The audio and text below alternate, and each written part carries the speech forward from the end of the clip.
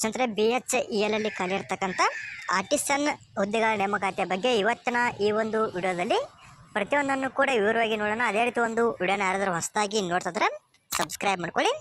ಇಲ್ಲಿ ಖಾಲಿ ಇರ್ತಕ್ಕಂಥ ಹುದ್ದೆಗಳಿಗೆ ಸಂಬಂಧಪಟ್ಟಂತೆ ಯಾರೆಲ್ಲ ಅರ್ಜಿನ ಸಲ್ಲಿಸಬಹುದು, ಅರ್ಜಿನ ಸಲ್ಲಿಸೋದಕ್ಕೆ ಯಾವ ರೀತಿ ಕ್ವಾಲಿಫಿಕೇಶನ್ ಆಗಿರಬೇಕು, ಜೊತೆಗೆ ಇನ್ನಿತರ ಮಾಹಿತಿ ಬಗ್ಗೆ ನಾವು ಇಲ್ಲಿ ಪ್ರತಿಯೊಂದನ್ನು ಕೂಡ ಈಗ ವಿವರವಾಗಿ ನೋಡ್ತಾ ಹೋಗೋಣ. ಇಲ್ಲಿ ಮೊದಲದಾಗಿ BHEL ಅಂದ್ರೆ ಏನಂತ ನಿಮಗೆ ಹೇಳ್ತಾ ಹೋದ್ರೆ, ಇಲ್ಲಿ ನೀವು ಭಾರತ ಹೆವಿ ಎಲೆಕ್ಟ್ರಿಕಲ್ ಲಿಮಿಟೆಡ್ ಅಂತ ಅರ್ಥ ಆಗಿರುತ್ತೆ. ಈ ಒಂದು BHEL ಅಲ್ಲಿ ಖಾಲಿ ಇರತಕ್ಕಂಥ ಈ ಒಂದು ಹುದ್ದೆಗಳಿಗೆ ಸಂಬಂಧಪಟ್ಟಂತೆ ಅರ್ಜಿನ ಸಲ್ಲಿಸೋದಕ್ಕೆ ಯಾವ ರೀತಿ ಕ್ವಾಲಿಫಿಕೇಶನ್ ಆಗಿರಬೇಕು ಅದರ ಬಗ್ಗೆ ನಾವಿಲ್ಲಿ ಮಾಹಿತಿಯನ್ನು ನೋಡ್ತಾ ಹೋಗೋಣ. ಇಲ್ಲಿ ಖಾಲಿ ಇರ್ತಕ್ಕಂಥ ಹುದ್ದೆಗಳು ಬಂದ್ಬಿಟ್ಟು ನಮ್ಮ ಕರ್ನಾಟಕದಲ್ಲೂ ಕೂಡ ಖಾಲಿ ಇದಾವ. ನಮ್ಮ ಕರ್ನಾಟಕದಲ್ಲಿ ಎಲ್ಲಿ ಖಾಲಿ ಇದಾವ ಅಂದ್ರೆ ಬೆಂಗಳೂರಲ್ಲಿ ಕೂಡ ಹುದ್ದೆಗಳು ಖಾಲಿ ಇರ್ತಾವ. ಇಲ್ಲಿ ಖಾಲಿ ಇರ್ತಕ್ಕಂಥ ಹುದ್ದೆಗಳಿಗೆ ಸಂಬಂಧಪಟ್ಟಂತೆ ಇಲ್ಲಿ ಒಂದು ಕ್ಯಾಟಗರಿ ಆಧಾರದ ಮೇಲೆ ಅಥವಾ ಒಂದು ಪೋಸ್ಟ್ ವೈಸು ಎಷ್ಟೆಷ್ಟು ವೇಕೆನ್ಸಿಗಳು ಖಾಲಿ ಇದಾವೆ ಅದರ ಬಗ್ಗೆ ಇಲ್ಲಿ ಮಾಹಿತಿಯನ್ನು ಕೊಟ್ಟಿದ್ದಾರೆ. ಅದರ ಬಗ್ಗೆ ನಾವಿಲ್ಲಿ ನೋಡ್ತಾ ಹೋಗೋಣ. ಇಲ್ಲಿ ಮೇನ್ ಆಗಿ ನಮ್ಮ ಕರ್ನಾಟಕ ರಾಜ್ಯಕ್ಕೆ ಸಂಬಂಧಪಟ್ಟಂತೆ ಮಾತ್ರ ನಿಮಗೆ ತಿಳಿಸ್ಕೊಡ್ತೀನಿ ಎಷ್ಟು ಹುದ್ದೆಗಳನ್ನು ಕೊಟ್ಟಿದ್ದಾರೆ ಅಂತ. ಇಲ್ಲಿ ನಮ್ಮ ಕರ್ನಾಟಕ ರಾಜ್ಯಕ್ಕೆ ಸಂಬಂಧಪಟ್ಟಂಥ ಒಂದು ಕೋಡನ್ನು ಕೊಟ್ಟಿರ್ತಾರೆ. ಹಿಡಿದು ಇದು ಕೋಡ್ ಆಗಿರುತ್ತೆ ಡಿ ಅನ್ನೋದು. ಇದು 4ನೇ ಆಪ್ಷನ್ನು. ED ಏನಂತ ಕೊಟ್ಟಿದಾರಲ್ಲ ಇದು ನಮ್ಮ ಕರ್ನಾಟಕ ರಾಜ್ಯಕ್ಕೆ ಸಂಬಂಧಪಟ್ಟಂತೆ ಖಾಲಿ ಇರತಕ್ಕಂಥ ಒಂದು ಹುದ್ದೆಗಳ ಸಂಖ್ಯೆ ಆಗಿರುತ್ತೆ. ಇನ್ನು ಯಾವ ಒಂದು ಟ್ರೇಡ್ಗಳಿಗೆ ಎಷ್ಟೆಷ್ಟು ವೇಕೆನ್ಸಿಗಳನ್ನು ಕೊಟ್ಟಿರ್ತಾರೆ ಅದರ ಬಗ್ಗೆ ನಾವಿಲ್ಲಿ ಮಾಹಿತಿಯನ್ನು ನೋಡ್ತಾ ಹೋದ್ರೆ, ಇಲ್ಲಿ ನೋಡೋದು ನೀವು ಕೂಡ ಚೆಕ್ ಮಾಡ್ಕೊಳ್ಳಿ. ನಿಮ್ದು ಐಟಾದಲ್ಲಿ ಯಾವ ಒಂದು ಟ್ರೇಡ್ ಆಗಿರುತ್ತೋ ಆ ಒಂದು ಟ್ರೇಡು ಇಲ್ಲಿ ಕೊಟ್ಟಿರ್ತಕ್ಕಂಥ ಲಿಸ್ಟಲ್ಲಿ ಇದ್ದರೆ ನೀವು ಕೂಡ ಅಪ್ಲಿಕೇಶನ್ನ ಹಾಕ್ಬೋದಾಗಿರುತ್ತೆ. ಇಲ್ಲಿ ಪೆಟ್ರಿಗೆ ಸಂಬಂಧಪಟ್ಟಂತೆ ಟೋಟಲ್ ಆಗಿ 5 ಹುದ್ದೆಗಳನ್ನು ಕೊಟ್ಟಿದ್ದಾರೆ.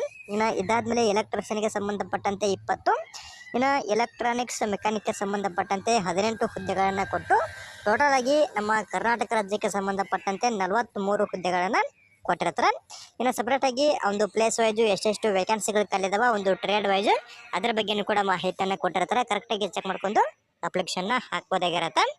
ಇನ್ನು ಇದಾದಮೇಲೆ ಇಲ್ಲಿ ಖಾಲಿ ಇರ್ತಕ್ಕಂಥ ಹುದ್ದೆಗಳಿಗೆ ಸಂಬಂಧಪಟ್ಟಂತೆ ಅಂದರೆ ಮೇನಾಗಿ ಯಾವ ರೀತಿ ಆಯ್ಕೆಯನ್ನು ಮಾಡ್ಕೋತಾರೆ ಅಂದ್ರೆ, ಇಲ್ಲಿ ಕಂಪ್ಯೂಟರ್ ಬೇಸ್ಡ್ ಎಕ್ಸಾಮಿನೇಷನ್ ಕೂಡ ಇರುತ್ತೆ. ಯಾವ ಒಂದು ಮಂತಲ್ಲಿ ಇದೆ ಅಂದ್ರೆ ಸೆಪ್ಟೆಂಬರ್ ಮಂತಲ್ಲಿ ಇದೆ ಅಂತ ಅವರು ತಾತ್ಕಾಲಿಕವಾಗಿ ಒಂದು ಮಂತನ್ನು ಕೂಡ ಕೊಟ್ಟಿರ್ತಾರೆ. ಇನ್ನು ಮತ್ತೊಂದು ಮಾಹಿತಿ ಮೇನಾಗಿ ಇಲ್ಲಿ ಖಾಲಿ ಇರ್ತಕ್ಕಂಥ ಹುದ್ದೆಗಳಲ್ಲಿ ನೀವು ಯಾವುದಾದ್ರೂ ಒಂದು ಯೂನಿಟ್ಗೆ ಸಂಬಂಧಪಟ್ಟಂತೆ ಮಾತ್ರ ಅಪ್ಲಿಕೇಶನ್ ಹಾಕೋದಕ್ಕೆ ಅವಕಾಶವನ್ನು ಕೊಟ್ಟಿದ್ದಾರೆ. ಇಲ್ಲಿ ಮುಂದ್ಗಡೆ ಕೂಡ ಕೊಟ್ಟಿದ್ದಾರೆ. ಅಂದರೆ ಇಲ್ಲಿ ಯಾವುದಾದ್ರೂ ಒಂದು ಹುದ್ದೆಗೆ ಸಂಬಂಧಪಟ್ಟಂತೆ ನೀವು ಇಲ್ಲಿ ಅರ್ಜಿನ ಸಲ್ಲಿಸಬಹುದಾಗಿರುತ್ತೆ. ಇನ್ನು ಕೆಳಗಡೆಯಲ್ಲಿ ಒಂದು ಯೂನಿಟ್ ವೈಸ್ ಕ್ಯಾಟಗರಿಗೆ ಸಂಬಂಧಪಟ್ಟಂತೆ ಖಾಲಿ ಇರ್ತಕ್ಕಂಥ ಹುದ್ದೆಗಳ ಸಂಖ್ಯೆಯನ್ನು ಕೂಡ ಕೊಟ್ಟಿರ್ತಾರೆ. ಇಲ್ಲಿ ನಮ್ಮ ಕರ್ನಾಟಕ ರಾಜ್ಯಕ್ಕೆ ಸಂಬಂಧಪಟ್ಟಂತೆ ಒಂದು ಕ್ಯಾಟಗರಿ ಆಧಾರದ ಮೇಲೆ ಖಾಲಿ ಇರ್ತಕ್ಕಂಥ ಹುದ್ದೆಗಳ ಸಂಖ್ಯೆ ಬಗ್ಗೆ ಮಾಹಿತಿಯನ್ನು ನೋಡ್ತಾ ಹೋದ್ರೆ, ಇಲ್ಲಿ URಲ್ಲಿ ಅಂದರೆ ಜನರಲ್ ಕ್ಯಾಂಡಿಡೇಟ್ಗಳಿಗೆ ಸಂಬಂಧಪಟ್ಟಂತೆ 19, EWS ಅಲ್ಲಿ 4, OBC ಅಲ್ಲಿ 11, SC ಅಲ್ಲಿ 6, ST ಅಲ್ಲಿ 3 ಹುದ್ದೆಗಳನ್ನು ಕೊಟ್ಟಿದ್ದಾರೆ. ಟೋಟಲಾಗಿ 43 ಹುದ್ದೆಗಳು ಖಾಲಿದಾವೆ. ಇನ್ನು ಸಪ್ರೇಟಾಗಿ PWBD ಅಭ್ಯರ್ಥಿಗಳಿಗೆ ಸಂಬಂಧಪಟ್ಟಂತೆ 2, ಇನ್ನು XRS ಮನೆಗೆ ಸಂಬಂಧಪಟ್ಟಂತೆ ಕೂಡ 6 ಹುದ್ದೆಗಳನ್ನ ಇಲ್ಲಿ ಕೊಟ್ಟಿರ್ತಾರೆ. ಈ ರೀತಿಯಾಗಿ ಇಲ್ಲಿ ಕ್ಯಾಟಗರಿ ಆಧಾರದ ಮೇಲೆ ಖಾಲಿ ಇರ್ತಕ್ಕಂಥ ಹುದ್ದೆಗಳ ಸಂಖ್ಯೆಯನ್ನು ಕೂಡ ಚೆಕ್ ಮಾಡ್ಕೊಂಡು ಅಪ್ಲಿಕೇಶನ್ನ ಹಾಕಬೇಕಾಗತ್ತೆ. ಇನ್ನು ಯಾವ ಒಂದು ಟ್ರೇಡ್ಗಳನ್ನ ತೊಗೊಂಡು ಪಾಸ್ ಆಗಿರ್ತಕ್ಕಂಥವ್ರು ಅರ್ಜಿನ ಸಲ್ಲಿಸಬಹುದು ಅಂತ ನಿಮಗೆ ಇದಕ್ಕೂ ಮುಂಚೆ ನಾನು ಮೇಲ್ಗಡೆ ಮಾಹಿತಿಯನ್ನು ತಿಳಿಸಿಕೊಟ್ಟಿದ್ದೀನಿ. ಇನ್ನು ಒಂದು ಯೂನಿಟ್ ವೈಸ್ ಮತ್ತೆ ಅವರು ಕ್ಯಾಟಗರಿ ಆಧಾರದ ಮೇಲೆ ಖಾಲಿ ಇರ್ತಕ್ಕಂಥ ಹುದ್ದೆಗಳ ಸಂಖ್ಯೆ ಬಗ್ಗೆಯೂ ಕೂಡ ಮಾಹಿತಿಯನ್ನು ಕೊಟ್ಟಿರ್ತಾರೆ. ನೀವು ಕೂಡ ಚೆಕ್ ಮಾಡ್ಕೊಂಡು ಅಪ್ಲಿಕೇಶನ್ನ ಹಾಕ್ಬೋದಾಗಿರುತ್ತೆ.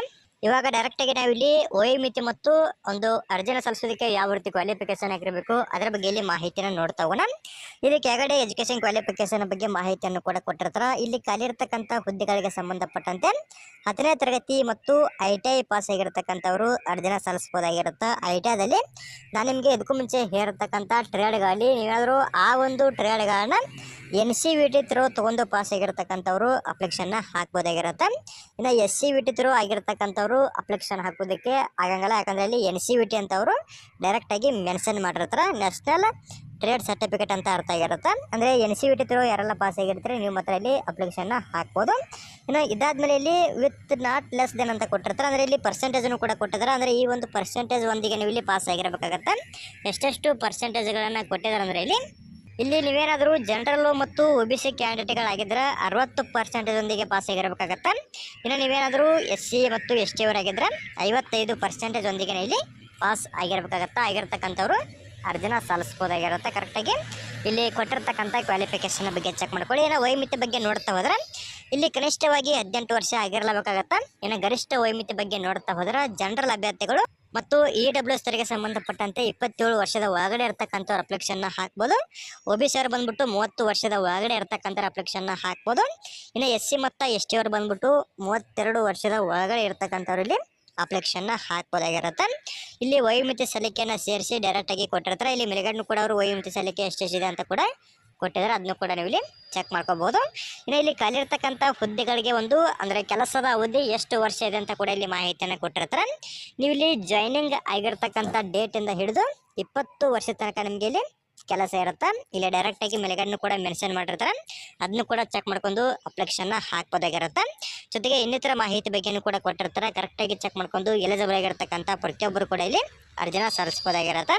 ಇನ್ನು ಇಲ್ಲಿ ಖಾಲಿ ಇರ್ತಕ್ಕಂಥ ಹುದ್ದೆಗಳಿಗೆ ಸಂಬಂಧಪಟ್ಟಂತೆ ಯಾವಾಗಿಂದ ಅಪ್ಲಿಕೇಶನ್ ಸ್ಟಾರ್ಟ್ ಆಗುತ್ತಂದ್ರೆ 16 ಜುಲೈ 2025 ಅಪ್ಲಿಕೇಶನ್ ಸ್ಟಾರ್ಟ್ ಆಗುತ್ತೆ. ಈ ಒಂದು ಡೇಟಿಗೆ ಇಲ್ಲಿ ಅವರು ಇನ್ನೂ ಡಿಟೇಲ್ ಆಗಿರ್ತಕ್ಕಂಥ ನೋಟಿಫಿಕೇಶನ್ ಕೂಡ ಬಿಡುಗಡೆ ಮಾಡ್ತಾರೆ. ಆ ಒಂದು ನೋಟಿಫಿಕೇಶನ್ ಕೂಡ ನೀವು ಇಲ್ಲಿ ಡೌನ್ಲೋಡ್ ಮಾಡ್ಕೊಂಡು ಇನ್ನೂ ಹೆಚ್ಚಿನದಾಗಿರ್ತಕ್ಕಂಥ ಮಾಹಿತಿನ ತಿಳ್ಕೊಂಡು ಕೂಡ ಅಪ್ಲಿಕೇಶನ್ನ ಹಾಕ್ಬೋದಾಗಿರುತ್ತೆ. ಒಟ್ಟಿನಲ್ಲಿ 16 ಜುಲೈ 2025 ಅಪ್ಲಿಕೇಶನ್ ಸ್ಟಾರ್ಟ್ ಆಗುತ್ತೆ. ಇನ್ನು ಅವರು ಒಂದು ಅರ್ಜಿ ಸಲ್ಲಿಸುವ ಕೊನೆಯ ದಿನಾಂಕವನ್ನ ಒಂದು ಡಿಟೇಲ್ ಆಗಿರ್ತಕ್ಕಂಥ ನೋಟಿಫಿಕೇಶನ್ ಬಿಡುಗಡೆ ಮಾಡಿರ್ತಾರಲ್ಲ ಅದರಲ್ಲೇ ಕೊಟ್ಟಿರ್ತಾರೆ. ಇಷ್ಟು ಒಂದು ಸ್ಯಾಟ್ ನೋಟಿಫಿಕೇಶನ್ ಅಲ್ಲಿ ಕೊಟ್ಟಿರ್ತಕ್ಕಂಥ ಮಾಹಿತಿ ಆಗಿರುತ್ತೆ. ಕರೆಕ್ಟಾಗಿ ಚೆಕ್ ಮಾಡ್ಕೊಂಡು ಅಪ್ಲಿಕೇಶನ್ ಹಾಕ್ಬೋದು. ಇನ್ನು ಪೇ ಸ್ಕೇಲ್ ಬಂದ್ಬಿಟ್ಟು 29,500 ರೂಪಾಯಿಂದ ಹಿಡಿದು 65,000 ರೂಪಾಯಿ ತನಕ ಒಂದು ಪೇ ಸ್ಕೇಲ್ ಕೂಡ ಇಲ್ಲಿ ಇರ್ತಕ್ಕಂಥದ್ದು. ಸದ್ಯಕ್ಕೆ ಈ ಒಂದು ಹುದ್ದೆಗಳಿಗೆ ಸಂಬಂಧಪಟ್ಟಂತೆ ಇಷ್ಟು ಮಾಹಿತಿಯನ್ನು ಮಾತ್ರ ಕೊಟ್ಟಿರ್ತಾರೆ. ನೀವು ಕೂಡ ಚೆಕ್ ಮಾಡ್ಕೊಂಡು ಎಲಿಜಿಬಲ್ ಆಗಿದ್ದಾರೆ ಪ್ರತಿಯೊಬ್ಬರು ಕೂಡ ಅರ್ಜಿನ ಸಲ್ಲಿಸ್ಬೋದು. ಇನ್ನು ಮತ್ತೊಂದು ಮಾಹಿತಿ ಮೇನ್ ಆಗಿ ನಮ್ಮ ಕರ್ನಾಟಕದಲ್ಲೂ ಕೂಡ ಹುದ್ದೆಗಳು ಖಾಲಿದಾವ, ಎಷ್ಟೆಷ್ಟು ವೇಕೆನ್ಸಿಗಳು ಖಾಲಿದಾವ ಮತ್ತು ಯಾರೆಲ್ಲ ಅರ್ಜಿನ ಸಲ್ಲಿಸ್ಬೋದು ಅದರ ಬಗ್ಗೆ ನಿಮಗೆ ಮಾಹಿತಿನ ತಿಳಿಸಿಕೊಟ್ಟಿದ್ದೀನಿ. ಇನ್ನೂ ಕೂಡ ನಿಮ್ಗೆ ಏನಾದರೂ ಡೌಟ್ಗಳು ಅಥವಾ ಇನ್ನೂ ಹೆಚ್ಚಿನದಾಗಿರ್ತಕ್ಕಂಥ ಮಾಹಿತಿ ಬೇಕಿದ್ರೆ ಕಮೆಂಟ್ ಮಾಡಿ, ಅದರ ಬಗ್ಗೆನೂ ಕೂಡ ಮತ್ತಷ್ಟು ಮಾಹಿತಿನ ತಿಳಿಸಿಕೊಡ್ತೀನಿ. ಅದೇ ರೀತಿ ಈ ಒಂದು ಮಾಹಿತಿ ತಮಗೆ ಇಷ್ಟವಾದಲ್ಲಿ ನಮ್ಮ ಚಾನಲ್ನ ಸಬ್ಸ್ಕ್ರೈಬ್ ಮಾಡ್ಕೊಳ್ಳಿ, ಹಾಗೆ ಲೈಕ್ ಮಾಡಿರಿ. ನಿಮ್ಮ ಸ್ನೇಹಿತರು ಕೂಡ ಶೇರ್ ಮಾಡಿ, ಅವರು ಕೂಡ ಇಲ್ಲಿ ಖಾಲಿ ಇರ್ತಕ್ಕಂಥ ಹುದ್ದೆಗಳಿಗೆ ಸಂಬಂಧಪಟ್ಟಂತೆ ಅರ್ಜಿನ ಸಲ್ಲಿಸಲಿ. ಅದೇ ರೀತಿ ಮತ್ತೆ ಮುಂದಿನ ವಿಡಿಯೋದಲ್ಲಿ ಭೇಟಿ ಆಗೋಣ. Thanks for watching.